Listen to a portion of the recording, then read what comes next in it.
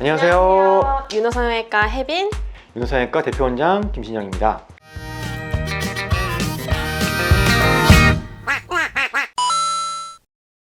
여러분, 살면서 여러 번 선택의 기로에 놓이게 되는데요. 저는 원장님의 인생에서 가장 큰 선택이었던 게 바로 성형외과를 선택한 거라고 생각을 하는데 성형외과를 선택한 이유는 뭐였어요? 뭐였을 것 같아요?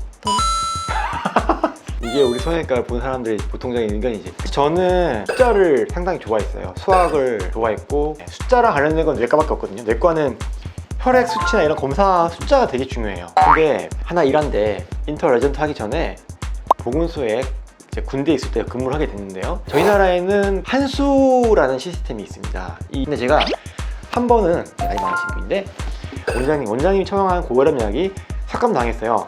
3,000원 나왔는데 원장님이 나한테 내세요 라고 하는 거예요. 어린 마음에 잘 몰랐어요. 사회생활도 안 해보고 모르니까 3,000원을 줬습니다. 제가 어떤 생각했냐면 내가 보험가를 해서 진료나 이런 부분에 계속 간섭을 받으면 정말 난 싫겠구나. 근데 이제 성형외과는 비보험이잖아요. 나라의 재정과 무관하기 때문에 내가 간섭 안 받고 나라에 휘둘리지 않고 내가 원하는 진료를 해보겠다. 그리고 막연히 좀 멋있다는 생각을 했습니다. 성형외과면 뭔가 부러진 데를 얼굴 맞춰주고 뭐 없는 곳을 만들어주고 그런 것도 있었고 해서 성형외과를 고르게 된 것입니다. 성형외과에 떨어졌다면 어디로 가셨을 것 같아요? 저는 원래 하고 싶었던 내과를 갔을 것 같아요. 근데 내과는 사람이 너무 많이 이제 살고 죽고 이제 아이들과라고 하잖아요.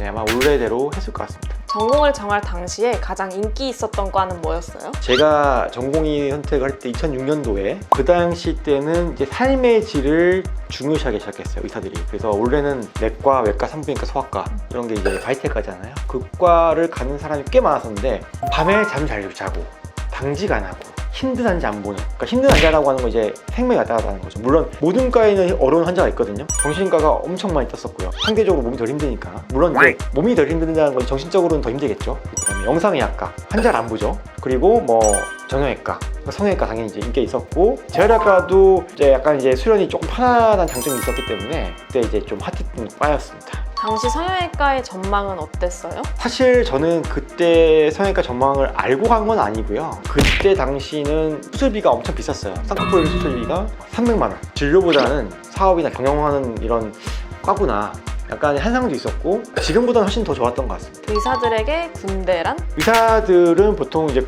군의관이나 공보의로 공중보건의사라고 하죠. 크게 두 가지로 이제 가게 되는데 저희 삶에서 가장 한가하고 쉴 수 있는 그런 시간인 것 같습니다. 항상 달리고 공부하고 수술을 받다가 조금 이제 쉬어가는 시간이라고 보시면 되고요. 저도 공중보건의사 38개월 했는데 그때가 인생의 한동기였던 것 같고요. 그때 제가 이제 와이프 만나고 결혼도 했거든요. 좋았던 것 같습니다. 인턴과 레지던트의 가장 큰 차이점은 뭘까요? 인턴은 이제 여러 과를 돌면서 그 과에서 어떤 일을 하는지 한번 경험해보고 막내로서 보조를 하는 거죠. 주치가 아니기 때문에 좀 더 책임에서 좀 자유롭고 어떻게 보면 교육생이라고 볼 수도 있지만 실제로 의사 면허가 있기 때문에 의료 행위를 하는 거죠. 내가 나중에 정형외과를 한다 라고 하더라도 내과, 외과, 산부인과, 소아과 필수과는 무조건 돌아야 되거든요. 그래서 그 필수과에 대한 어떤 이해도를 높이고 응급실도 무조건 돌아야 돼요. 그래서 응급의료나 환자를 볼 수 있는 그런 경험을 쌓을 수 있는 거죠. 그리고 레지던트는 제가 있었던 기준으로는 1년차 때가 가장 힘들죠. 레지던트 주치니까 하루에 한두 시간 자고 그래서 일이 아주 많고 2년차, 3년차는 수술을 이제 들어가요. 성형외과는 외과 계통의 레지던트는 수술에 들어가서 수술 어시스트를 하고 수술 기록지 쓰고 이런 걸 하고요.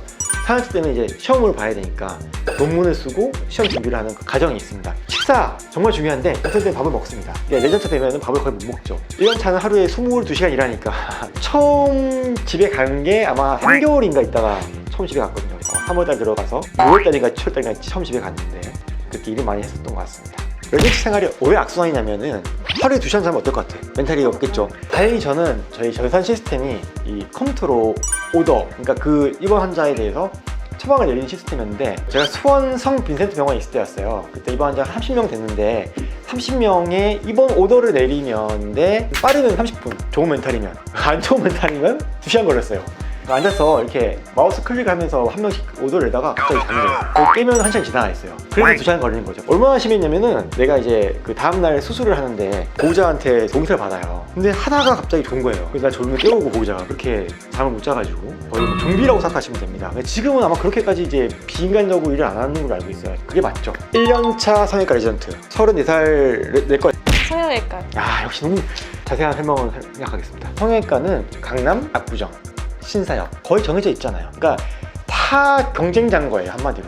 본인이 생각하기 본인 잘생긴 사람들은 성형외과 좀 했어요. 놀 것 같은 사람들이 성형외과